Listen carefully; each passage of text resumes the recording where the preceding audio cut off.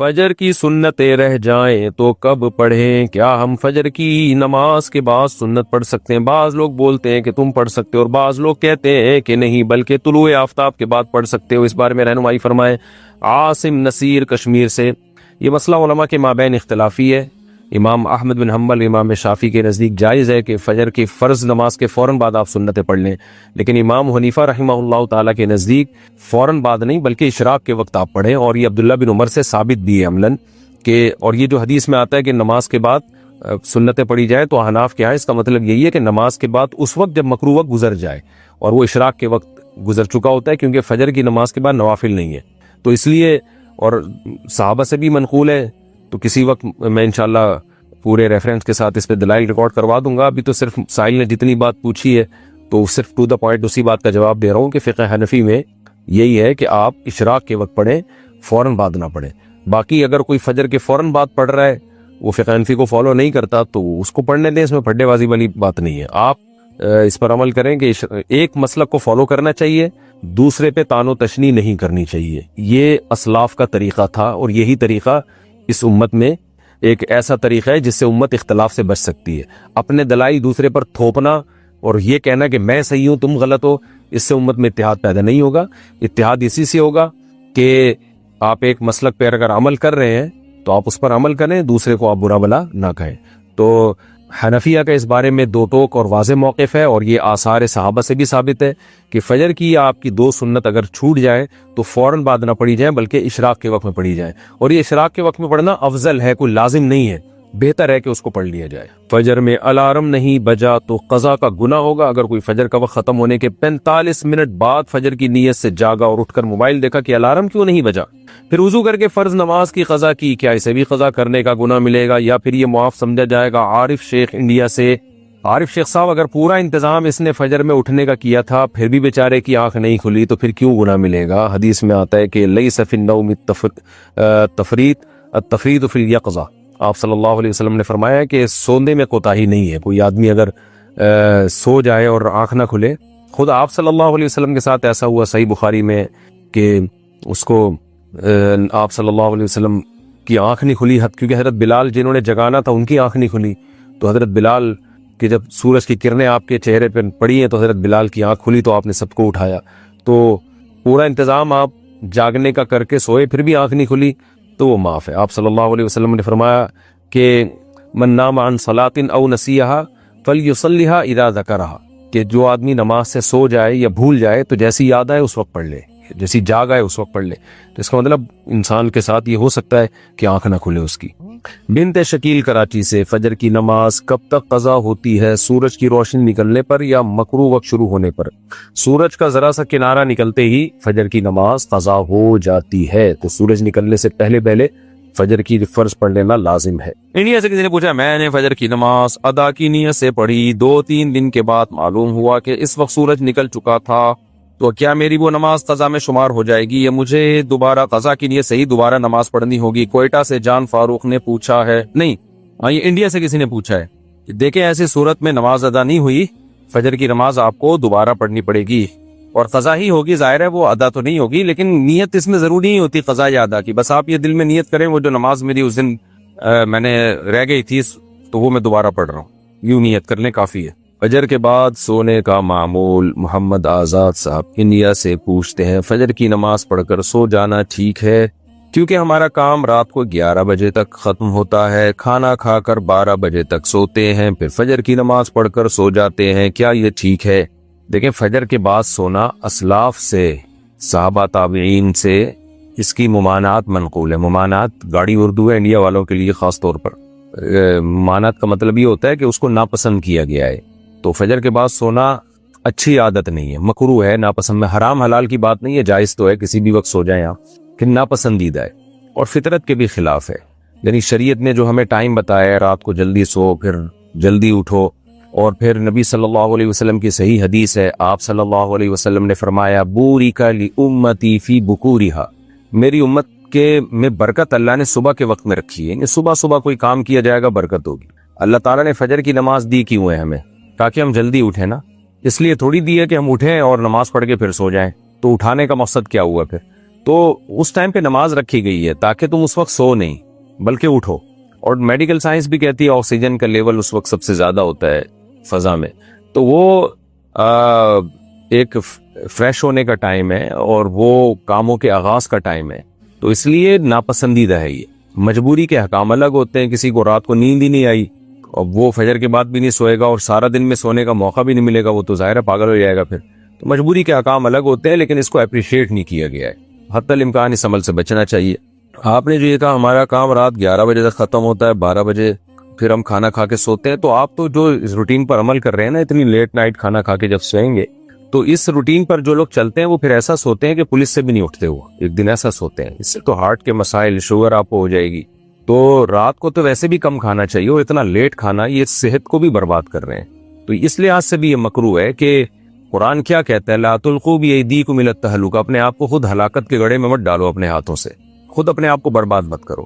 تو کام رات کو 11 بجے آپ کا اگر ختم ہوتا بھی ہے نا, تو کھانا آپ جلدی کھا لیں. ظاہر ہے کنٹینیو کام تو نہیں کرتے رہتے ہوں گے نا, 7-8 بجے آپ کو 9 بجے موقع ملتا ہوگا, اس وقت کھانا کھا لیں آپ. ہلکا کھائیں تاکہ کام بھی ہو جائے, اور 11 بجے آپ سو جائیں پھر. تو روٹین تھوڑی سی پلاننگ کر کے سیٹ کی جا سکتی ہے, لیکن بہرحال مجبوری ہو تو ایک الگ بات. کوئی حلال و حرام کا مسئلہ نہیں ہے, ناپسندیدہ ہے. اسلاف سے اس کی ناپسندیدگی منقول ہے, اور شریعت نے جو ہمیں اسکیجول بتایا نا کام کاج کا, اس کے خلاف ہے یہ. فجر کی پابندی کیسے کریں؟ فجر کی نماز نیند کی وجہ سے قضا ہو جاتی ہے, ذہن میں خیال آتا ہے کہ ابھی سو جاتا ہوں, بعد میں اس کی قضا کر لوں گا.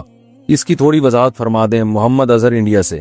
محمد اظہر بھائی, مسئلہ یہ ہے کہ اسلام میں نا شرک کے بعد نماز قضا کرنے سے بڑا گناہ نہیں ہے, کسی قیمت پہ معاف نہیں ہے نماز. تو آپ سو جائیں یا کچھ بھی کر لیں, آپ کو نماز پڑھنی پڑے گی, ورنہ آخرت میں اس کا بڑا سخت حساب دینا پڑے گا آپ کو. اور فجر کی نماز کی ویلیو اس لیے بھی زیادہ ہے کہ اس میں وہ اس کے ثواب اس لیے زیادہ ہے کہ اس کو پڑھنا مشکل ہے. تو 2 کام میں آپ کو بتاتا ہوں, وہ اگر کر لیں تو انشاءاللہ آپ سے پابندی ہو جائے گی. نمبر 1, صبح اٹھنے کے لیے آپ ایک الارم والی گھڑی لیں جس کے الارم کی آواز بہت تیز ہو, اور وہ آپ جہاں سوتے ہیں نا اس جگہ سے دور رکھیں, کہیں دور الماری پہ رکھیں, تاکہ جب وہ بجے تو اتنی زور سے بجے کہ آپ کے 14 طبق روشن ہو جائیں, اور محلے والے آپ کو بولیں کہ بھائی جا کے اس کو بند کرو. اور دوسری بات یہ ہوگا, دور رکھنے کا فائدہ یہ ہوگا کہ آپ فوراً وہیں سوتے سوتے ہاتھ مار کے بند نہیں کریں گے, بلکہ آپ کو اٹھ کے چل کے جانا پڑے گا اسے بند کرنے کے لیے. تو اتنی تیز آواز ہو کہ آپ دوڑتے ہوئے جائیں اٹھ کے, تو اس سے انشاءاللہ آپ کی آدھی نیند بھی غائب ہو جائے گی, اور جو سستی تھی وہ بھی کم ہو جائے گی, اور آپ انشاءاللہ اٹھ بھی جائیں گے. دوسرا کام آپ نے یہ کرنا ہے کہ جس دن فجر کی نماز قضا ہو جائے اس دن آپ نے فجر صبح کا ناشتہ نہیں کرنا ہے. اگر آپ ناشتے کے عادی ہیں تو اس دن کا ناشتہ آپ گول کر دیں سزا کے طور پر, تو یہ بھی ہے. اور اگر آپ ویسے ہی ناشتے کے عادی ہیں, ناشتہ کرنے کا آپ کا معمول نہیں ہے, تو پھر آپ اس دن لنچ غائب کر دیں, بولے آج کھانا نہیں کھاؤں گا میں, تو کچھ سزا دیں اپنے آپ کو.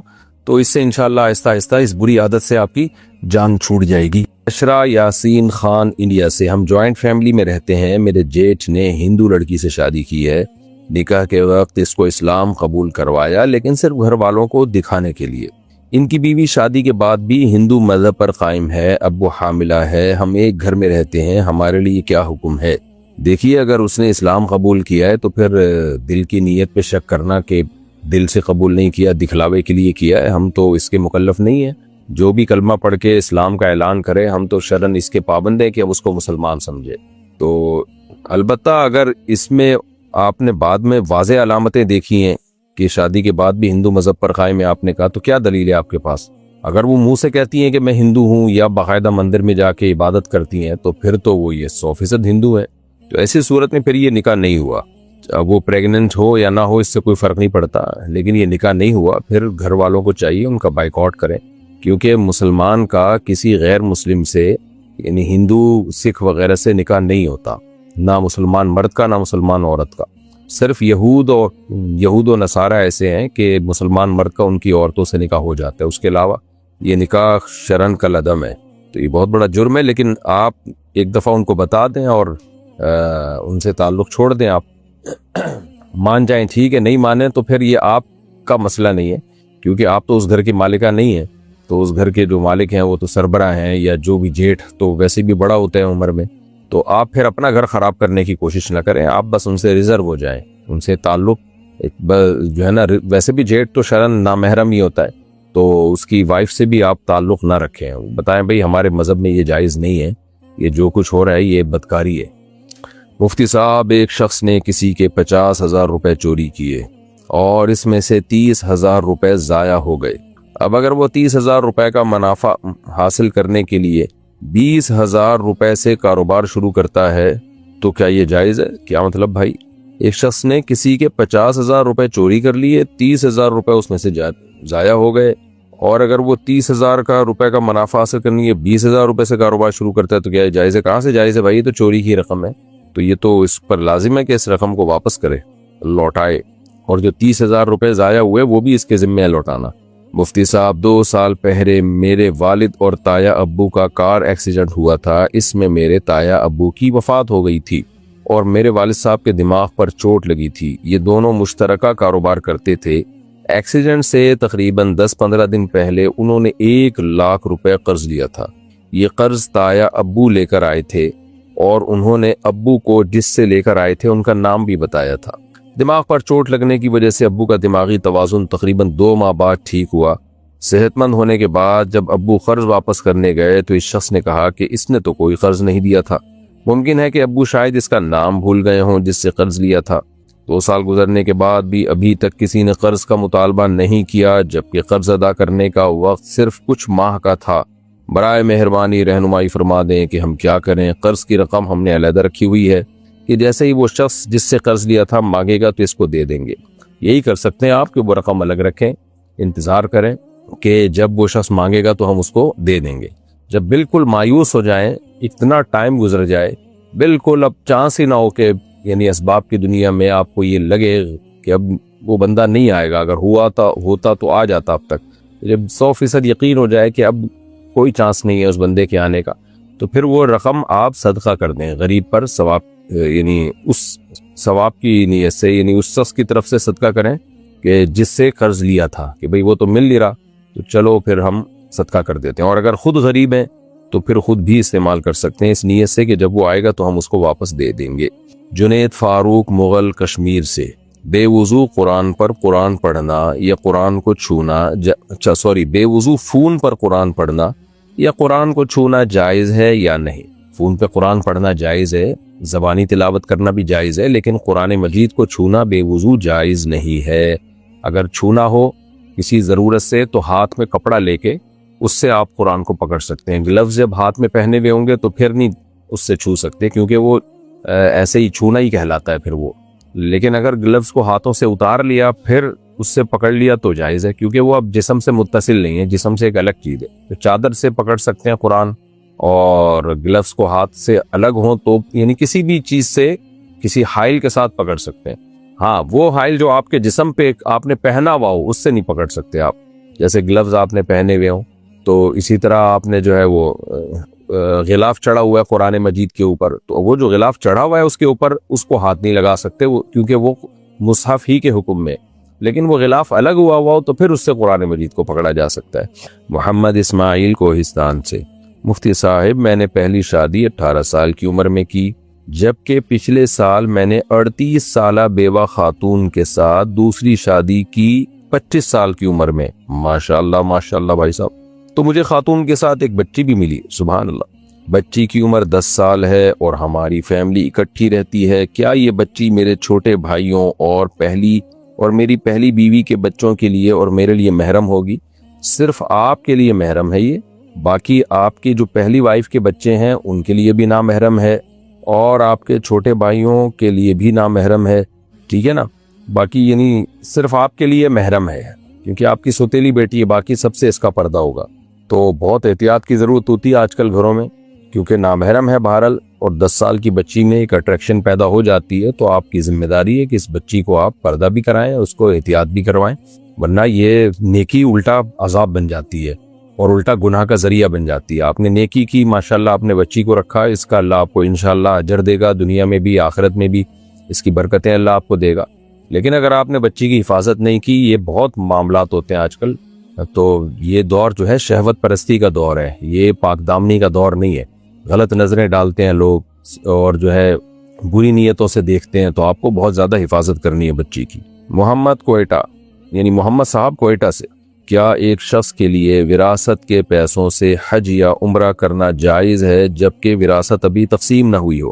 نہیں بھائی، کہاں سے جائز ہو گیا؟ اس میں سب کا حق ہوتا ہے۔ بعض دفعہ یہ ہوتا ہے کہ وراثت ابھی تقسیم نہیں ہوتی، ایک بھائی جو ہے ان میں وہ اڑا رہا ہوتا ہے، پیسے خرچ کر رہا ہوتا ہے، باقیوں کو تکلیف ہو رہی ہوتی ہے، بھائی تو کیا کر رہا ہے؟ تو یہ غلط ہے۔ جب کسی کی ڈیتھ ہو تو یعنی والد کی یا جیسے والد کی ڈیتھ ہو گئی یا والدہ کی ہو گئی تو وراثت کو فوراً ڈیوائیڈ کیا جائے، تو اس کے بعد پھر اس میں تصرف کیا جائے۔ یہ آج کل جو شروع ہو گیا ہے، پہلے سے ہی خرچ کرنا شروع کر دیتے ہیں، اور اس میں بعض وارثوں کو بڑا غصہ بھی آ رہا ہوتا ہے کہ بھئی ہمارا پیسہ، وہ بول سکتے نہیں ہے منہ سے، تو یہ پھر ٹھیک نہیں ہے۔ ہاں، ان کو بتا دیا جائے بھائی سب کا اتنا اتنا حصہ بنتا ہے، تو میرا اتنا حصہ بنتا ہے، تو میں اپنے حصے سے جا کے حج کر رہا ہوں یا عمرہ کر کے آ رہا ہوں، پھر ٹھیک ہے بھائی، ان کو اعتماد میں لے لیں آپ۔ محمد کامل امروہہ ہندوستان سے، اگر آخرت میں ایک دوست کے لیے جنت کا فیصلہ ہو اور دوسرے کے لیے جہنم کا فیصلہ ہو تو کیا جنتی دوست اللہ سے کہہ کر اپنے جہنمی دوست کو جنت میں لے جا سکتا ہے؟ جبکہ میں نے سنا ہے کہ آخرت میں نفسی نفسی کا عالم ہوگا۔ دیکھیں، آخرت میں نفسی نفسی کا عالم ہوگا، لیکن ابتدائی درجے میں جب میدان حشر کی سختیاں لوگ دیکھیں گے تو ہر شخص کہے گا بھئی مجھے اپنے آپ کو بچانا ہے، مجھے دوسرے کی فکر نہیں۔ لیکن جب امن میں آ جائے گا انسان تو پھر وہ اپنے دوستوں کی، رشتہ داروں کی فکر کرے گا، سفارش کرے گا ان کے لیے۔ یہ بات صحیح احادیث سے ثابت ہے، قرآن سے بھی ثابت ہے یہ بات۔ تو اس میں پھر جو سفارش کرے گا، اور اللہ تعالیٰ جو ہے سفارش کو قبول بھی کریں گے، لیکن کتنی کریں گے، کس کی کریں گے، یہ اللہ ہی کو پتہ ہے۔ تو اس لیے اب اس میں یہ نہیں ہے کہ آپ جنت میں چلے گئے تو آپ کا دوست جہنم میں ہے تو آپ اس کو بس نکلوا کے ہی لے آئیں گے، ایسا نہیں ہے۔ آپ اللہ سے سفارش ضرور کر سکتے ہیں، تو اب اللہ قبول کرے نہ کرے یہ اس کی مرضی ہے۔ قبول کرے تو کتنی کرے؟ آپ نے کہا کہ اللہ میرا یہ دوست تھا، بڑی دوستی تھی، اس کو جہنم سے نکال لے، تو اللہ تعالیٰ یہ بھی کر سکتے ہیں کہ بھئی آپ کی سفارش کی وجہ سے اس کی سزا بہت لمبی بنتی تھی، اس میں اللہ چند سال اس کو معاف کر دیں، جیسے دنیا میں ہوتا ہے عمر قید کی سزائیں ہوتی ہیں، یا 10 سال قید با مشقت کی سزا ہوتی ہے، لیکن کوئی سفارش آنے کی وجہ سے وہ 10 سال کے 8 سال کر دیے جاتے ہیں، 5 سال کر دیے جاتے ہیں۔ تو یہ اب اللہ پر ہے۔ اس لیے اس بیس پر اعمال میں کوتاہی کرنا کہ میرا دوست چونکہ بہت نیک ہے لہذا وہ مجھے بخشوا لے گا، تو یہ اس بیس پہ اعمال میں کمی کر دینا اور شریعت کو فالو نہ کرنا، یہ پرلے درجے کی حماقت، بے وقوفی اور جہالت ہے۔ تو اس لیے آخرت میں شفاعت تو ہوگی، لیکن کس کی ہوگی، کتنی ہوگی، یہ اللہ ہی کو پتہ ہے۔ تو بلکہ قرآن سے یہ بات بھی ثابت ہے کہ سورہ صافات میں کہ انسان کہے گا کہ میرا ایک دوست تھا، میں دیکھنا چاہتا ہوں وہ کہاں ہے، تو فرشتے جنت اور جہنم کے درمیان پردہ ہٹا دیں گے، تو اس جنتی دوست کو اپنا وہ دوست جہنم میں جلتا ہوا نظر آئے گا، تو وہ کہے گا تاللہ ان کدت لتردین، اللہ کی قسم تو قریب تھا مجھے بھی ہلاک کر دیتا، یعنی میں نے تو تجھ سے دوستی لگائی ہوئی تھی، تو شکر ہے میں نے تیرے دین کو اور تیرے نظریات کو فالو نہیں کیا، ورنہ میں بھی برباد ہو جاتا۔ اس سے پتہ چلتا ہے بھائی وہ تو دوست ہوگا لیکن جہنم میں ہوگا، اگرچہ وہ کافر دوست کی مثال ہے وہ، لیکن اس سے بہرحال یہ پتہ چلتا ہے کہ الاخلاء یومئذ بعضهم لبعض عدو الا المتقین۔ قرآن کہتے ہیں قیامت کے دن جو متقی لوگ ہوں گے نا، ان کی دوستیاں تو ایک دوسرے کے کام آئیں گی، جو متقی نہیں ہیں وہ تو دشمن ہو چکے ہوں گے، یعنی جو برے دوست ہوں گے۔ تو اس لیے شفاعت ایک حقیقت ہے، لیکن اس پر اعتماد کر کے بیٹھ جانا اور سمجھنا کہ اب اعمال کی ضرورت نہیں ہے، یہ جہالت ہے۔ عبداللہ صاحب اسلام آباد سے، مفتی صاحب ایک بندے نے ناپاکی کی حالت میں سحری کی اور پھر اذان کا وقت قریب ہو گیا، تو اس نے اسی حالت میں روزے کی نیت بھی کر لی اور غسل اذان کے بعد کیا، تو کیا اس کا روزہ ہو گیا یا نہیں؟ جی ہو گیا، اس سے کوئی فرق نہیں پڑتا، ناپاکی کی حالت میں بھی روزہ ہو جاتا ہے۔ یوسف صاحب انگلینڈ سے، اگر بچت کر کے حج کے لیے پیسے جمع کیے جائیں مگر کبھی کبھار ضرورت پڑنے پر اس میں سے خرچ ہو جاتے ہوں تو اس کے بارے میں کیا حکم ہے؟ جائز ہے، خرچ کر سکتے ہیں، لیکن جب حج کے ایام آئیں گے، ایام سے میری مراد یہ ہے کہ جب حج کی درخواستیں جانا شروع ہو جائیں تو اس وقت تک اگر پیسے ہیں آپ کے پاس تو پھر حج فرض ہے، پھر ان پیسوں میں سے اگر آپ نے استعمال کر لیا تو پھر آپ کو کہیں سے بھی ادھار لے کے یا کسی بھی طریقے سے اس کو پورے کر کے حج کرنا پڑے گا۔ معیز اسلام آباد سے، مفتی صاحب میں نے سنا ہے کہ قوم باپ سے چلتی ہے، میرے اسٹیپ فادر ہیں، تو کیا میری قوم اسٹیپ فادر سے ہوگی یا پاسٹ فادر سے؟ دیکھیں جو اوریجنل فادر ہوتے ہیں ان سے قوم چلتی ہے، تو جو بھی آپ کے والد تھے تو وہ جو ہے نا انہی کی جو قوم ہے، جیسے خان ہے یا کوئی بھی ان کے نام کے ساتھ قوم کوئی بھی جڑی ہوئی ہوتی ہے، تو اولاد کو اسی वही नाम अपने आगे लगाना चाहिए जो ओरिजिनल बाप से हो, स्टेप फादर से नहीं होता, ओरिजिनल वाले से होता है। इंडिया से किसी ने पूछा है, मेरे एक दोस्त ने अपनी बीवी को 2 तलाकें दी, फिर वो मैके चली गई, अब 2 माह हो गए हैं, वो दोनों अलहदा रह रहे हैं, क्या इनका निकाह टूट गया या फिर वो रुजू कर सकते हैं? देखें, 2 तलाकों के बाद अगर साफ लफ्जों में तलाक दी थी ना, तो ये तलाक रजी कहलाती है। इसमें शौहर को ये हक अल्लाह ने दिया है कि वो इद्दत से पहले पहले रुजू कर सकता है। तो इद्दत के दौरान अगर शौहर ने रुजू कर दिया, जबान से कह दिया कि भाई मैंने रुजू कर लिया है, तो फिर जो है वो निकाह उनका बाकी है, और जब चाहे वो शौहर उसको ला सकता है अपनी बीवी को, लेकिन जिंदगी भर फिर 1 तलाक का इख्तियार रहेगा, ये खूब समझ ले। लेकिन अगर इद्दत पूरी हो चुकी है, यानी 2 तलाकों के बाद 3 मेंसेस गुजर चुके हैं खातून को, तो फिर निकाह इनका टूट गया। अब दोनों जब चाहे निकाह कर सकते हैं, बगैर निकाह के शौहर रुजू नहीं कर सकता, और औरत को ये भी इख्तियार है कि वो कहीं और भी निकाह कर सकती है। असद अंसारी साहब कराची से, मेरी बीवी जिससे मैं मोहब्बत करता हूँ और मैंने इनको बहुत खुलूस के साथ रखा और पढ़ाया, इनका एमफिल साइंस कंप्लीट करवाया माशाल्लाह, और अब PhD करवा रहा हूँ। सुभान अल्लाह, इतना अच्छा आदमी, इतने अच्छे साहब। 5 साल से मैं इनकी पढ़ाई का खर्चा भी उठा रहा हूँ और हर चीज़ का मैं इनका ख्याल रखता हूँ कि हर ख्वाहिश पूरी होती रहे। मेरी ज़ौजा बमा बेटे के हर महीने में कम से कम 25 दिन बाहर हॉस्टल में रहती है, और बच्चा वहीं करीबी अच्छे स्कूल में पढ़ने भी जाता है। मेरा ट्रांसपोर्ट का काम है, मेरी कुछ गाड़ियाँ कराची से हैदराबाद किराए पर चलती हैं, और मैं अमूमन घर पर बैठकर रेंट ए कार का काम करता हूँ। हालिया में मैंने एक और शादी का इरादा किया है, तो मेरी बीवी बहाने से जाकर मैके बैठ गई और मुझसे खुला की डिमांड कर रही है। मैं जिनसे दूसरी शादी करना चाहता हूँ वो खातून मुझे पसंद है। पहले मेरी ज़ौजा ने शराइत रखी कि वो इस घर में नहीं आएगी, इसके लिए अलग घर दिया जाए, मेरी कोई चीज़ इस्तेमाल नहीं करेगी। ये शर्त मैंने कबूल कर ली, लेकिन अगले दिन से मेरी बीवी ने मुझसे बुरी तरह से लड़ना झगड़ना और बातें सुनाना शुरू कर दी, और अब मैके जाकर बैठ गई है। मुफ्ती साहब, जब मैं अपनी बीवी को चाहता हूँ और अपने बच्चे से भी मोहब्बत है, और मैं इनका खर्चा भी भरपूर तरीके से उठा रहा हूँ, तो क्या इनको खुला लेने का हक है? मेरी ज़ौजा मुझसे काफ़ी बदकलामी का मुजाहरा कर रही है, और ख़ातून जिससे मैं शादी करना चाहता हूँ उनके लिए भी काफ़ी बदज़बानी का मुजाहरा कर रही है। मैं किसी सूरत अपने निकाह के इरादे से नहीं हटना चाहता, क्योंकि ये मेरा इस्लाम में शरई हक है। देखो भाई, ये तो नेचुरल सही बात है, जब आप दूसरी शादी करेंगे तो पहली वाइफ की तरफ से कुछ रिएक्शन तो होगा, ये तो होगा। बाकी ये कि अब आपने करनी है तो कर लें आप, अल्लाह ने आपको हक दिया है। लेकिन मुझे ऐसा लगता है कि आपसे कुछ गलतियां हो रही हैं। गलती में आपने एक ये कहा कि मुझे वो खातून पसंद है जिससे मैं शादी करना चाहता हूँ।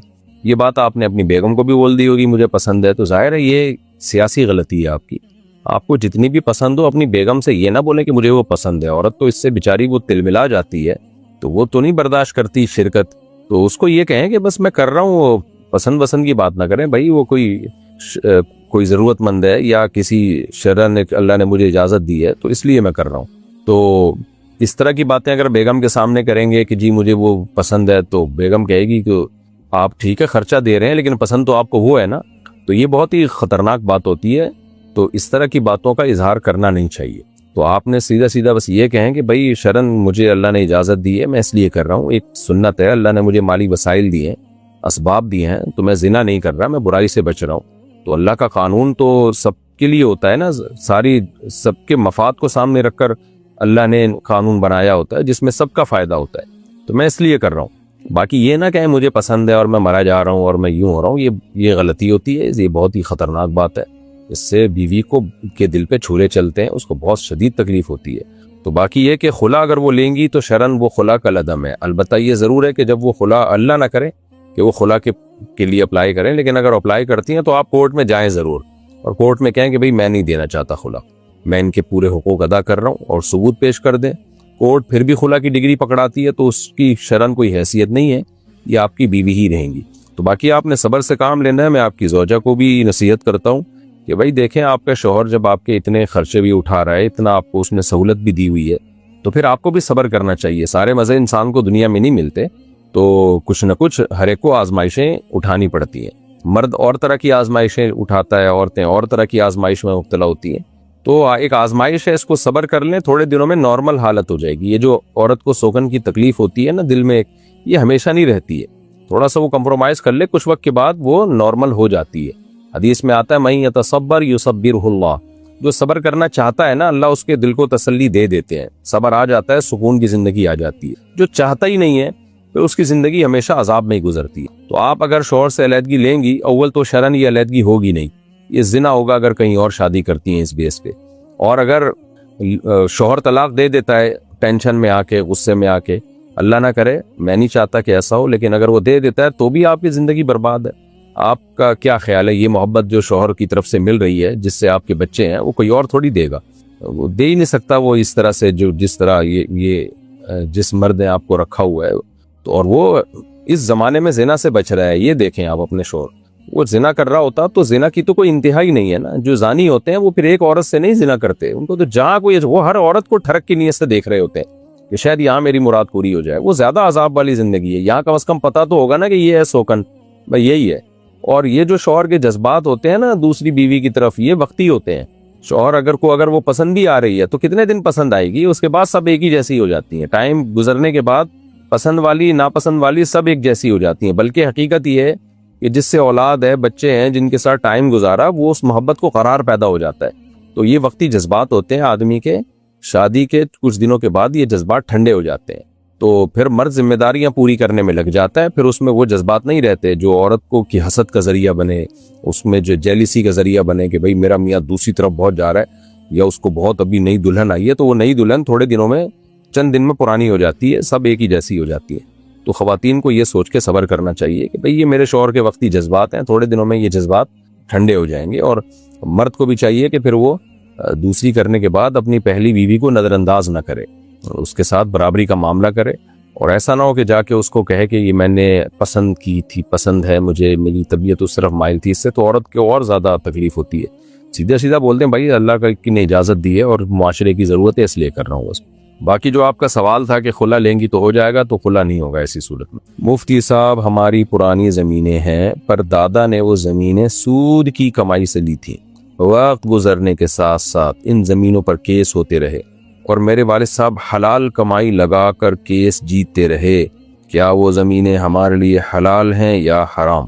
دیکھیں سود کے پیسوں سے لی تھیں کا کیا مطلب ہے. اگر بینک سے قرضہ لیا تھا، سودی قرضہ، اور اس قرضے سے وہ زمینیں خریدی تھیں، پھر قرضہ لینا تو حرام تھا لیکن وہ زمینیں حرام نہیں ہو گئیں، کیونکہ وہ قرضہ حرام رقم سے تو نہیں ہوتا نا، وہ تو حلال رقم ہوتی ہے. البتہ والد صاحب نے اگر کسی کو قرضہ دیا تھا اور اس سے سود کمایا تھا، اور والد صاحب کی اس کے علاوہ کوئی اور آمدن بھی نہیں تھی، اور وہ سود کی رقم والد صاحب نے رکھی ہوئی تھی اور اسی رقم سے پھر یہ زمینیں خریدی ہیں، تو پھر یہ حرام ہے. تو پھر یہ آپ لوگوں پر بھی لازم ہے کہ اس کو آپ ثواب کی نیت کے بغیر صدقہ کر دیں. اور اگر رکھنا چاہتے ہیں تو اس کی قیمت اپنے اوپر لازم کر لیں کہ صدقہ کریں گے آپ، تو پھر یہ زمین آپ کے لیے جائز ہوگی. ادروائز یہ زمین جائز نہیں ہے. البتہ قرضہ لے کے لی تھی تو پھر یہ زمین وراثت میں آپ تقسیم کر سکتے ہیں، لیکن قرضہ لینے کا والد صاحب کو گناہ ہوگا. اور اگر سودی رقم سود سے لی تھی، یعنی قرضہ دے کے سود لیا، اس سے یہ زمینیں خریدی ہیں، تو پھر یہ حرام ہے. تو پھر ایک ہی صورت ہو سکتی ہے کہ جس وارث کے حصے میں جو زمین آئے وہ اس کی مارکیٹ ویلیو لگائے آج کے ریٹ کے حساب سے، اور پھر یہ اس کے اوپر قرضہ ہے گویا کہ یہ قیمت کہ یہ فقیروں کو، غریبوں کو اس نے صدقہ کرنی ہے، تو پھر اس کے لیے اس زمین کا استعمال جائز ہوگا اور صدقہ کرنا شروع بھی کر دے. یکمشت صدقہ نہیں کر سکتا تو قسطوں میں صدقہ کرنا شروع کر دے کہ ہر مہینے منتھلی کچھ اماؤنٹ باندھ دے کہ 1 کروڑ کی فار ایگزامپل زمین ہے تو بھئی میں اب ہر مہینے جو ہے اس میں سے 1 کروڑ میں سے اتنے ہزار یا اتنے لاکھ روپے میں صدقہ کروں گا، اور پھر وہ زمین کا استعمال اس کے لیے جائز ہوگا. زیب صاحب پشین سے، میں شادی شدہ ہوں، ایک لڑکی کو طلاق ہوئی ہے اور وہ مجھے پسند بھی ہے، میں اس سے دوسری شادی کرنا چاہتا ہوں، وہ بھی راضی ہے. مسئلہ پہلی بیوی اور اس کے خاندان کا ہے. جناب یہی تو مسئلہ ہوتا ہے، اور کیا مسئلہ ہوتا ہے؟ تو کیا مجھے شادی سے پہلے کسی سے یا بیوی سے اجازت لینی ہوگی؟ دیکھیں شادی سے پہلے تو کسی سے اجازت لینا ضروری نہیں ہے، جائز ہے آپ کے لیے شادی کرنا. بس ایک چیز ضروری ہے کہ آپ حقوق دونوں کے برابر ادا کریں، اس میں ڈنڈی نہ ماریں آپ. ایسا نہ ہو کہ دوسری کی طرف بہت مائل ہو جائیں، پہلی کو لٹکا دیں، یا پہلی کی طرف مائل ہو جائیں اور دوسری کو کرنے کے بعد، شادی کرنے کے بعد پھر لٹکا دیں آپ، یہ غلط ہو جائے گا. مفتی صاحب میں ایک جوان خاتون ہوں، لڑکی ہوں، میں میرا پیپر کرافٹنگ کا یوٹیوب چینل ہے. یہ کیا ہوتا ہے بھائی؟ پیپر کرافٹنگ کیا ہوتا ہے؟ اچھا، پیپر کرافٹنگ کا یوٹیوب چینل ہے. کیا میں اس میں اپنے ولاگ بھی ڈال سکتی ہوں پورے پردے کے ساتھ، چہرہ چھپا کر؟ دیکھیں نہ کریں یہ کام، چونکہ آپ جوان ہیں تو نہ کریں تو زیادہ اچھا ہے. بہرحال اگر مکمل پردے میں آپ نے ولاگ بنا لیا تو اس کی گنجائش ہے، احتیاط کے خلاف ہے، لیکن آمدن بہرحال آپ کی جائز ہوگی، آمدن حرام نہیں ہوگی. انڈیا سے کسی نے پوچھا ہے کیا قاضی اور 2 گواہوں کی موجودگی میں نکاح ہو جائے گا جس میں لڑکا دوسرے ملک میں ہو اور لڑکی دوسرے ملک میں، اور لڑکا اپنا وکیل انہی دونوں گواہوں میں سے بنائے؟ قاضی تھے، 2 گواہ تھے، جس میں لڑکا دوسرے ملک میں ہو، لڑکی دوسرے ملک میں، اور لڑکا اپنا وکیل انہی دونوں گواہوں میں سے کسی کو بنائے. دیکھیں لڑکا جب اپنا وکیل دونوں گواہوں میں سے کسی ایک کو بنائے گا، پھر لڑکی قاضی صاحب کو وکیل بنائے گی، تو یہ دونوں تو دولہا دلہن کے نمائندے ہو گئے، اور ایک بندہ رہ گیا. تو ایک بندہ بیچ میں جو رہ گیا ہے وہ گواہ نہیں بن سکتا، 2 گواہوں کا ہونا ضروری ہے. تو اس لیے اتنے تکلف کی کیا ضرورت ہے؟ ایک اور بندہ کہیں مارکیٹ سے پکڑ کے لے آئیں تو 4 بندے ہو جائیں گے. ایک وکیل بن جائے گا لڑکے کی طرف سے یعنی قاضی صاحب، اور ایک وکیل بن جائے گا لڑکے کی طرف سے یعنی ایک لڑکی کی طرف سے وکیل بن جائے گا، ایک لڑکے کی طرف سے وکیل بن جائے گا، اور 2 پھر گواہ ہوں گے. تو یہ لڑکا اور لڑکی کے وکیل ایجاب و قبول کریں گے، اور 2 گواہ اس کے میں یہ ایجاب و قبول سن رہے ہوں گے وہاں بیٹھے ہوئے، تو نکاح ہوگا. جو صورت آپ نے بتائی ہے اس میں نہیں ہوگا نکاح. جنید صاحب آسٹریلیا سے، کیا گھر میں شارٹس پہننا ٹھیک ہے؟ کیا شارٹس میں وضو ہو جاتا ہے؟ شارٹس میں وضو کر کے پینٹ یا ٹراؤزر پہن کر نماز پڑھ لیں تو نماز ہو جائے گی؟ یہ جنید صاحب پوچھ رہے ہیں تو ظاہر اپنے بارے میں ہی میرا خیال پوچھ رہے ہوں گے. دیکھیں شارٹس پہننا اتنا کہ ناف سے لے کے گھٹنے تک یہ علاقہ سطر میں داخل ہے، اس کا چھپانا مرد پہ واجب ہے. تو یہ صرف آپ نے پہن لیا تو نماز تو آپ کی ہو جائے گی، مگر یہ نماز مکروہ ہوگی، ناپسندیدہ ہوگی، کیونکہ نماز پراپر ڈریس میں پڑھنا لازم ہے. ہو سکتا ہے کوئی صاحب یہ کہیں کہ حدیث میں حضرت جابر کی حدیث ہے بخاری کی جس میں آپ نے بغیر کرتے کے نماز پڑھی ہے. تو بھائی اس زمانے میں رواج تھا، صحابہ کرام کے پاس تو پورے کپڑے نہیں ہوتے تھے کہ اوپر بھی قمیض ہو نیچے شلوار ہو، غربت کا دور تھا. حضرت جابر نے اس کی وجہ بھی آگے یہ بتائیے. تو جب غربت کا دور ہو، رواج ہی نہ ہو، لوگوں کے پاس کپڑے ہی کم ہو تو ایک الگ بات ہے. لیکن جب لوگوں کے پاس گنجائش ہے اور آپ کسی بھی محفل میں ایسے شارٹس پہن کے جانا یہ معیوب سمجھا جاتا ہے کسی بھی پروقار محفل میں. تو اس لیے نماز میں ایسے لباس میں اللہ کے سامنے کھڑے ہونا بھی ناپسندیدہ اور مکروہ ہے. تو نماز ہو تو جائے گی، آپ نے صرف ناف سے لے کے گھٹنے تک کا ایریا کور کر لیا مرد نے تو نماز ادا ہو جائے گی. لیکن بہرحال یہ مکروہ ناپسندیدہ ہے. خذوا زینتکم عند کل مسجد، اللہ کہتے ہیں ہر نماز کے وقت زینت اختیار کرو. تو زینت پراپر ڈریس کو کہا جاتا ہے، تو پراپر لباس پہن کے نماز پڑھنی چاہیے. باقی پینٹ یا ٹراؤزر وغیرہ پہنا، اوپر آپ نے کرتا پہن لیا تو بھی ٹھیک ہے، تو بھی نماز ادا ہو جائے گی. باقی نماز شرٹ میں بھی ہو جاتی ہے، کوئی ناجائز نہیں ہے، البتہ بہت چست کپڑوں میں نماز پڑھنا جائز نہیں ہے. مفتی صاحب میں نے فیس بک پر اپنی پروڈکٹ کا ایڈ لگایا تھا اور اس کے پیسے نہیں دیے، کیا اگر میں وہ پیسے نہ دوں تو مجھے گناہ ہوگا کیونکہ وہ یہودیوں کی ایپ ہے؟ بھائی یہودیوں کی ایپ ہو یا عیسائیوں کی ایپ ہو، آپ نے جب ایڈ لگایا تھا تو جو آپ کا ایگریمنٹ ہوا تھا اس کے حساب سے آپ کو پیسے دینے پڑیں گے، ورنہ آپ گناہگار ہوں گے. معاہدے توڑنا یہ حرام اور ناجائز ہے، کسی کے پیسے دبا لینا یہ حرام اور ناجائز ہے. تو آپ نے جب ایڈ لگایا تھا تو جو بھی ایگریمنٹ ہوا ہے اس ایپ والوں سے وہ فری پوکٹ میں تھوڑی لگاتے ہیں آپ کے ایڈ، تو آپ کو چاہیے کہ آپ پیسے دیں ان کے. کسی کا مال حق دبا لینا یہ جائز نہیں. اچھا بھائی یہ بھی بس آئی. پاکستان سے کسی نے پوچھا ہے کیا ساس بہو کو بتائے بغیر یا بہو سے پوچھے بغیر پوتوں کی کوئی چیز کسی کو دے سکتی ہے؟ بھائی پوتے تو نابالغ ہوتے ہیں، اگر نابالغ ہیں تو نابالغ بچوں کی کوئی بھی چیز کسی کو بھی دی نہیں جا سکتی. باقی یہ کہ اگر پوتوں کے کو مالک ہی نہیں بنایا، عام طور پر ماں باپ بچوں کو چیز دے رہے ہوتے ہیں تو اس میں نیت یہ نہیں ہوتی مالک بنا رہے ہم ان کو، بلکہ یہ نیت ہوتی ہے کہ چلو استعمال کے لیے دے رہے ہیں، مالک والدین ہی ہوتے ہیں. تو ایسی صورت میں ساس اگر پوتوں کی کوئی چیز اٹھا کے کسی کو دے دیتی ہے تو ابا کو اعتراض اگر نہیں ہے تو ٹھیک ہے، اس میں دادی ہے وہ، تو اتنا تو دادی کو حق ہونا چاہیے نا کہ بچوں کی کوئی چیز اگر کسی کو دے رہی ہے. باقی بہت ہی زیادہ ایسا ہو رہا ہے تو پھر آپ اس میں نہ پڑیں، آپ تو بہو ہیں، آپ خام خواہ میں ساس کو کہیں گی تو گھر میں لڑائیاں ہوں گی. ساس اپنی انسلٹ محسوس کرتی ہے اور محسوس ہونی بھی چاہیے اس کو انسلٹ کہ میں بڑی ہوں میرا رشتہ جو ہے وہ دادی کا ایک تو بڑا مقدس محترم رشتہ ہوتا ہے، اور ایک اللہ نے اس کو سپیریئر بنایا ہے دادا دادی کو، تو اس کو ساس کو غصہ بھی آئے گا کہ میرے پوتے ہیں، میرے بچوں کی طرح ہے، میں کوئی چیز اٹھا کے کسی کو دے رہی ہوں تو بہو کیوں بیچ میں بول رہی ہے؟ تو اس لیے آپ اپنے شوہر کو کہہ دیں یہ بات کہ بھائی کوئی بھی چیز آتی ہے دادی اٹھا کے، بچوں کی دادی اٹھا کے کسی کو پکڑا دیتی ہے، تو شوہر اگر اگنور کرتا ہے، جیسے کہ کرنا چاہیے اس کو کہ بھائی میری ماں ہے، دے رہی ہے تو دینے دو نا، کون سا کوئی ہیرے جواہرات تو نہیں ہے، میں دوبارہ لا دوں گا۔ ماؤں کی یعنی دادیوں کی تو یہی چیزیں تو ہیں جو ہمیں برداشت کرنی ہے گھروں میں، تاکہ ہم بڑوں کو ان کا حق دیں۔ ہر چیز میں رکاوٹ ڈالیں گے تو پھر بڑے کس بات کے ہیں؟ وہ تو پھر ایک عام ملازمین کی طرح ہو گئے اور دوستوں کی طرح ہو گئے۔ تو بڑوں کو بڑا سمجھ کے ہی گھروں میں رکھنا چاہیے۔ آج ہماری سوسائٹی میں یہ بہت ہی ایک عجیب ہی حساب آ گیا ہے، کسی کوئی بڑا نہیں رہا اور تو اس کی کوئی حیثیت ہی نہیں رہی ہے گھر میں۔ تو دادی نے ایک زندگی گزار لی ہے بچوں کی، دادی نے، پھر دادی کو تو بچوں سے بڑی محبت ہوتی ہے، اگر اٹھا کے کوئی چیز دے رہی ہے تو نہیں صحیح کر رہی ہوں، میں اگر ہوتا تو دادی کو محبت سے سمجھاتا کہ ایسا مناسب نہیں ہے، لیکن کر رہی ہے، دادیوں کو کون سمجھا سکتا ہے؟ پھر بھی اگر کر رہی ہیں تو کرنے دیں، کوئی بات نہیں۔ دادی جو ہے کچھ چیزیں لا کے دیا ہی بچوں کو اس نیت سے کریں کہ ہمیں پتہ ہے کہ دادی اٹھا کے کسی اور کو دے دیں گی، تو کوئی بات نہیں یار، دادی خوش ہو جائیں گی۔ بچے پالنا جہاں ثواب ہے، دادی پالنا اس سے بھی زیادہ ثواب ہے، اس لیے تھوڑا سا اس میں دل بڑا رکھنا چاہیے۔ کل آپ نے بھی دادی بننا ہے، یہ بھی ذہن میں سوچیں نا، کل آپ بھی تو کسی کی دادی ہوں گی، تو خواتین کو غصہ تو بہت آتا ہے یہ سن کے، لیکن بہرحال سب نے دادی بننا ہے، اور بڑھاپے میں دادی بننے میں ہی مزے ہیں۔ دادی نہیں بنی تو تنہائی کاٹ کے کھائے گی، تو اس لیے دادی کو تو چاہیے کہ نہ کریں یہ کام، بچوں کی چیزیں دوسروں کو اٹھا کے نہ دیں، لیکن دادی کو سمجھانا اونٹ کو رکشے میں بٹھانے سے زیادہ مشکل ہوتا ہے۔ نہ دادا کو کوئی سمجھا سکتا ہے نہ دادی کو۔ بوڑھوں کے ساتھ ان کے حساب سے چلنا پڑتا ہے، بوڑھوں کو اپنے حساب سے نہیں چلانا پڑتا، یہ ذہن میں رکھیں۔ بوڑھے جیسے ہوتے ہیں وہ بڑی مشکل سے چینج ہوتے ہیں۔ بس آپ گھر کا ماحول اچھا رکھنے کے لیے اور بوڑھوں کی خدمت کے جذبے سے جو وہ کر رہے ہیں وہ کرنے دیں، ان کو محبت کریں، ان سے ان کے قدموں میں جنت تلاش کریں۔ بس بوڑھوں کے ساتھ تو ایسے چلا جاتا ہے۔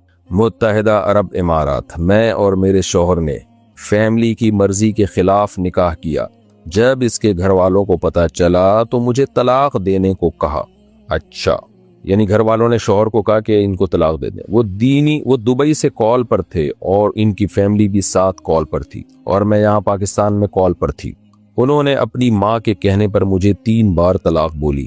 وہ اس وقت بہت مجبور تھا، اس کی ماما ہسپتال میں تھی، لیکن اب وہ کہہ رہے ہیں کہ میں دل سے نہیں تھا، یعنی میں نے دل سے نہیں دی، میری نیت نہیں تھی۔ تو کیا ہماری طلاق ہو گئی ہے؟ برائے مہربانی رہنمائی فرمائیں۔ اللہ آپ کے شوہر کو ہدایت دے، اب تو شوہر رہے نہیں وہ۔ طلاق دل سے نہیں ہوتی، زبان سے ہوتی ہے، دل آپ کا راضی ہو یا نہ ہو۔ اور یہ مرد ڈرامے بازی کر رہے ہوتے ہیں، طلاقیں دے کے پھر وہ کہہ رہے ہوتے ہیں تاکہ دونوں طرف سے ہمدردیاں لیں، اماں کی ہمدردیاں بھی لیں کہ اماں کہے گی دیکھو دے دی، اور جو جس کو دی ہے اس کی نظر میں بھی برے نہ بنے کہ بیوی کہے گی کہ واہ بھائی جب دم نہیں تھا تو شادی کیوں کی، تو اس کی نظر میں بھی ہمدردیاں لینے کے لیے کہہ رہے ہوتے ہیں کہ میں نے دل سے نہیں دی۔ تو غیرت مند آدمی جب نکاح کرتا ہے سوچ سمجھ کے کرتا ہے، پھر وہ کسی کے دباؤ میں آ کے طلاق نہیں دیتا۔ وہ کہتے ہیں ایسی کی تیسی سوسائٹی کی، جب میں نے کیا تو کی ہے۔ ہمارے ایک جاننے والے نے دوسری شادی کی تو بہت ان کو ٹارچر کیا گیا، تو بہت زیادہ ان کو ٹارچر کیا گیا نا خاندان کی طرف سے، تو انہوں نے کہا، اور پھر ان کو کہا کہ طلاق دو اس کو ورنہ مار دیں گے، یہ کر دیں گے۔ اس نے کہا میرے قتلے بنا کے قیمہ بنا کے نا کووں کو کھلا دو، میں طلاق دینے والا نہیں ہوں، جو مرضی اکھاڑنا ہے اکھاڑ لو۔ اور اس نے کہا میں پہلی کو بھی رکھوں گا دوسری کو بھی رکھوں گا، دونوں کے برابر حقوق۔ ایسا بھی نہیں ہوگا کہ میں دوسری کی وجہ سے پہلی کو نظر انداز کر دوں، پہلی کی وجہ سے دوسری کو۔ تو اس نے کہا نہ پہلی کو چھوڑوں گا نہ دوسری کو، جو مرد ہے۔ تو اس کو جب قتل کی دھمکی دی، اس نے کہا بھائی قتل تو بہت ہلکی چیز ہے، آپ ایسا کرو چاپڑ لے کے قیمہ بنا کے کووں کو کھلا دو، جب تک جان ہے میں نہیں دوں گا۔ تو جس آدمی نے میں یہ دم نہ ہونا، اس کو الو کے پٹھے کو نہیں کرنی چاہیے شادی۔ اور یہ بے شرمی کی باتیں کہ میں ایکچولی دباؤ میں آ کے میں نے دیا، یہ مرد الو بنا رہا ہوتا ہے، کیونکہ وہ ماں کی ہمدردیاں بھی لینا چاہ رہے ہیں اپنے خاندان کی کہ دیکھو میں نے دے دی، آپ نے کہا تھا تو میں نے دے دی نا۔ اور جب جس کو دی ہے اس کی نظر میں بدنامی سے بچنا بھی چاہ رہا ہوتا ہے، اس کو کہہ رہا ہوتا ہے میں نے دل سے نہیں دی۔ تو یہ سب فضول باتیں ہیں، آپ شکر کریں اس فضول آدمی سے آپ کی جان چھوٹی ہے۔ بہرحال تینوں طلاقیں واقع ہو گئی ہیں، تو کسی مرد سے شادی کیا کریں، یا عورتیں کو چاہیے کہ لیڈیز سے شادی نہ کیا کریں، مردوں سے شادی کیا کریں۔ جس میں دم ہے کر لے بھائی، رکشوں کے پیچھے لکھا ہوتا ہے تپڑ ہے تو پاس کر ورنہ برداشت کر۔ تو میں دوسری شادی والوں کو یہی کہتا ہوں کہ کرنے سے پہلے سوچا کرو تمہارے اندر دم ہے بھی یا نہیں ہے، نہیں ہے تو چھوڑ دو بھائی، تو دم ہے تو پھر یہ کام کیا کرو۔ بہت سارے کیسز آ رہے ہیں میرے پاس کہ جی شادی کی تو پھر دباؤ میں آیا، تو ماں ابو نے بولا، ماموں نے بولا، چاچو نے بولا، اور آ کے پھر جی میں تو دباؤ میں آ گیا تھا، میں تو رو رہا ہوتا ہے بیٹھ کے، یہاں کے رو رہا ہوتا ہے۔ تو پاگل آدمی ہے. خیر جی کیا کریں. پاکستان سے کسی نے پوچھا اگر کوئی شخص عصر کی نماز منفرد کے طور پر ادا کرے اور پھر اس کا دل جماعت کے ساتھ پڑھنے کا کرے تو اس کے لیے کیا حکم ہے؟ دیکھیں عصر کی نماز کے بعد حدیث میں تو ہے کہ نبی صلی اللہ علیہ وسلم نے فرمایا کہ جب کوئی شخص نماز پڑھ لے اور جب مسجد میں آئے دیکھے کہ جماعت کھڑی ہوئی ہے تو اس کے ساتھ شامل ہو جائے. تو لیکن حدیث ہی میں عصر کے بعد نوافل بھی احادیث سے ثابت ہے کہ نوافل پڑھنا جائز نہیں ہے.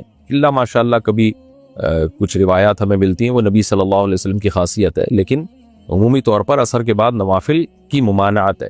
تو اس حدیث کی بیس پر اس حدیث کو خاص کیا گیا ہے. تو اس لیے ہم کہتے ہیں دونوں طرح کی حدیثوں کو جب ملایا تو اس لیے فقہا نے کہا کہ عصر کی نماز میں آپ ایسا نہیں کر سکتے کیونکہ عصر کے بعد نفل پڑھنا جائز نہیں ہے، کیونکہ فرض تو آپ کی پہلی نماز ہے نا جو آپ نے پڑھی ہے. تو اب جب مسجد میں آئے تو آپ عصر میں شامل نہیں ہو سکتے. ہاں ظہر میں شامل ہو سکتے. ظہر آپ نے گھر میں پڑھی، مسجد میں آ کے دیکھا کہ جماعت کھڑی ہوئی ہے تو دوبارہ شامل ہو جائیں. یہ دوسری نماز آپ کی نفل ہوگی اور آپ کو اللہ نے چاہا تو انشاءاللہ جماعت کا ثواب بھی مل جائے گا. عشاء میں بھی آپ نے ایسا ہی ہوا، گھر میں اگر پڑھی ہے بعد میں مسجد میں آ کے دیکھا کہ جماعت کھڑی ہوئی ہے تو پھر جماعت میں شامل ہو جائے. اعجاز احمد سعودی عرب سے اگر امام قراءت کر رہا ہو اور 4 آیات پڑھنے کے بعد بھول جائے اور کوئی پیچھے سے لقمہ دے لیکن امام کسی وجہ سے لقمہ نہ لے اور رکوع بھی نہ کرے بلکہ دوسری سورت پڑھ کر نماز مکمل کرے تو کیا وہ نماز ہو جائے گی؟ اگر ہو جائے گی تو جس نے لقمہ دیا ہے اس کی نماز لقمہ نہ لینے کی وجہ سے صحیح ہوگی یا نہیں؟ دونوں کی نماز ٹھیک ہو جائے گی جی، اس سے کوئی فرق نہیں پڑتا. اس کا کام تھا لقمہ دینا، اس نے نہیں لیا، کوئی اور سورت شروع کر دی تو نماز پہ کوئی فرق نہیں پڑے گا. بہتر تو یہی تھا کہ اس کو کریکٹ کر لیتا. عدنان حسین رائسین انڈیا سے، یہ رائسین کیا ہے بھائی؟ کیا رمضان المبارک میں محلہ اور مسجد کو لائٹنگ اور رنگ برنگی سرکٹ سے سجایا جا سکتا ہے؟ نہیں بھائی، غلط چیز ہے، نہیں سجایا جا سکتا. ویسے تو رمضان اب گزر چکا ہے. پاکستان سے کہتے نے پوچھا اگر کوئی قرآن پر ہاتھ رکھ کر کوئی بات کرے مگر یہ کہے کہ میں اس قرآن پاک کی قسم کھا کر کہتا ہوں کہ میں نے یہ کام نہیں کیا تو کیا وہ بات قسم میں شامل ہو جائے گی؟ مجھے قرآن کی جھوٹی قسم کا کفارہ بتا دے، میں بہت پریشان ہوں، اپنے اس گناہ کی معافی کیسے کراؤں؟ دیکھیں ماضی کی کسی بات پر آپ نے قسم اٹھائی تو اس میں کفارہ نہیں ہے، البتہ کبیرہ گناہ ہے. اور قرآن ہاتھ پہ رکھ کے آپ نے قسم اٹھائی ہے تو بہت بڑا جرم کیا، بہت بڑا جرم. اللہ کے سامنے گڑ گڑا کے توبہ کریں. اس کا کفارہ نہیں ہے، بس یہ جرم ہے جس کی توبہ ہے. کو اللہ کے عذاب سے ڈریں. اور کسی سے قرآن پہ ہاتھ رکھ کے قسمیں اٹھوانا یہ جائز بھی نہیں ہے، یہ بھی غلط حرکت ہے. پاکستان سے کسی نے پوچھا قے آنے پر معلوم نہیں تھا کہ روزہ ٹوٹا ہے یا نہیں ٹوٹا، اس کے بعد جان بوجھ کر پانی پی لیا، بعد میں معلوم ہوا کہ الٹی سے روزہ نہیں ٹوٹتا، تو اس کا روزہ ہوا یا نہیں؟ روزہ تو نہیں ہوا کیونکہ پانی پی لیا آپ نے بعد میں. جب پانی پی لیا تو روزہ تو ٹوٹ گیا نا. الٹی اگر خود بخود آ جائے تو اس سے روزہ نہیں ٹوٹتا. تو اب روزہ نہیں ٹوٹا آپ کا، لیکن آپ نے یہ سمجھے کہ روزہ ٹوٹ گیا ہے اور پھر روزہ توڑ لیا سچی مچی کا. تو رمضان کا اگر ایسا روزہ تھا تو روزے کی صرف قضا لازم ہے، کفارہ لازم نہیں ہے. اور نفلی روزہ اگر تھا تو اس کی تو ویسے ہی کفارہ نہیں ہوتا اس پہ. تو دونوں صورتوں میں بہرحال آپ پر قضا لازم ہے، کفارہ لازم نہیں ہے. کیونکہ ایک عامی آدمی اگر الٹی آنے سے وہ سمجھ بیٹھے کہ روزہ ٹوٹ گیا ہے اور پھر کھانا پینا شروع کر دے تو اس کی جہالت کی وجہ سے یہ کہا جائے گا کہ قضا لازم ہے، یعنی کفارہ پھر لازم نہیں ہوتا ایسی صورت میں. بنت عامر انڈیا سے، میں نے عالمہ کا کورس کیا ہوا ہے، پردے کا ماحول بھی ہے، الحمدللہ میری شادی بچپن سے لگی ہے کزن سے، وہ انگریزی تعلیم حاصل کیے ہیں، عالم نہیں ہیں، میرا دل نہیں کر رہا ان سے شادی کرنے کا، والدین تیار ہیں جبکہ میری خواہش ہے کہ میرے شوہر عالم ہو، داڑھی بھی ہو، کیا اس بنیاد پر میرا انکار درست ہے؟ استخارے بھی کیے، کچھ پتہ نہیں چلا، اب وقت آ گیا ہے، مفتی صاحب ضرور بتائیں کیا کروں، دن رات ٹینشن میں گزر رہے، بہت تمنا ہے شوہر عالم ہو اور والدین کا دل بھی نہ ٹوٹے، رہنمائی فرما دیں. یہ بڑے مسئلے ہوتے ہیں، بچپن میں ہی رشتے طے کر دینا یہ ٹھیک نہیں ہے، اس زمانے میں بالکل ٹھیک نہیں ہے، کیونکہ اتنی تیزی سے حالات تبدیل ہو رہے ہوتے ہیں، کسی کا کچھ پتہ ہی نہیں ہوتا. بچوں کو بالغ ہونے دیں بھائی، بچے کو، اس کے بعد رشتے طے کیا کریں. خیر اب آپ کو عالم سے کرنی ہے، دیکھیں عالم میں بھی کوئی ضروری نہیں کہ کوئی شریف آدمی ملے آپ کو، عالم میں بھی ہر طرح کے لوگ ہوتے ہیں، اچھے بھی ہوتے ہیں، برے بھی ہوتے ہیں. ہاں جو ذی استعداد عالم ہے، جو واقعی عالم ہوتے ہیں تو وہ تو الحمدللہ اچھے ہی ہوتے ہیں، لیکن ہر شخص کے ساتھ عالم کا لفظ لگا ہوا ہے، مفتی کا لفظ لگا ہوا ہے. ابھی ایک کل مفتی کا اسکینڈل آیا، وہ مفتی نہیں ہوتے، یہ لوگ نام کے ساتھ مفتی لگا دیتے ہیں. شادی شدہ لڑکی کو لے کے بھگایا اس نے، عامل بھی ہے روحانی. تو وہ تو میں بار بار لوگوں کو کہتا رہتا ہوں، روحانی عاملوں سے اپنی بیویوں کو بچا کے رکھو. یہ ہر خوبصورت عورت پہ گندی نظریں ڈال رہے ہوتے ہیں یہ لوگ، اور اس کو طلاق دلوا کے شادی کرتے ہیں، اکثر عامل ایسا کر رہے ہوتے ہیں۔ تو اس لیے جو ہے نا آپ نے یہ جو کہا کہ عالم ہو، اچھی بات ہے، عالمہ کو عالم سے ہی شادی کرنی چاہیے، لیکن کوئی تقوی والا عالم ملے، کوئی رسپانسبلٹی پوری کرنے والا۔ تو لڑکیوں کو نہیں پتا ہوتا کہ کون صحیح میں نیک ہے کون نیک نہیں ہے، تو اس لیے لڑکیوں کو چاہیے ابا اماں کی مرضی پہ راضی رہیں۔ تو اب آپ کا جو ہے نا یہ کزن ہے، گھر دیکھے بالے ہوں گے، کوئی اخلاقی برائی نہیں ہوگی، داڑھی رکھنا بھی لازم ہے، اور جو دیندار لڑکی ہے اس کی تو خواہش ہوتی ہے میرا شوہر داڑھی والا، اور یہ خواہش ایمان کی علامت ہے۔ لیکن بہرحال اب جو ہے آپ کے ماں باپ اگر اچھی جگہ کر دیں، جس کی داڑھی بھی ہو، شریف بھی ہو، نیک بھی ہو، عالم بھی ہو، تو نور علی نور۔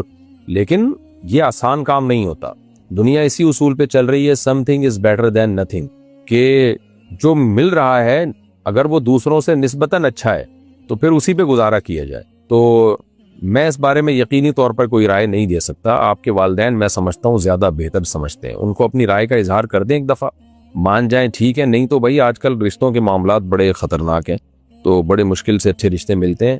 ایسا نہ ہو آپ کہیں غیر خاندان میں کسی کو عالم سمجھ کے، مفتی سمجھ یعنی اس سے شادی کر لیں، اپنی بیٹی دے دیں اس کو آپ، اور پھر پتہ چلے کہ وہ تو بڑا ڈرامے باز ہے، اور بڑے بڑے فراڈ سامنے آتے ہیں، عالموں کے بھی آ رہے ہوتے ہیں جو مدرسوں سے فارغ ہوتے ہیں، جاہلوں کے بھی آ رہے ہوتے ہیں۔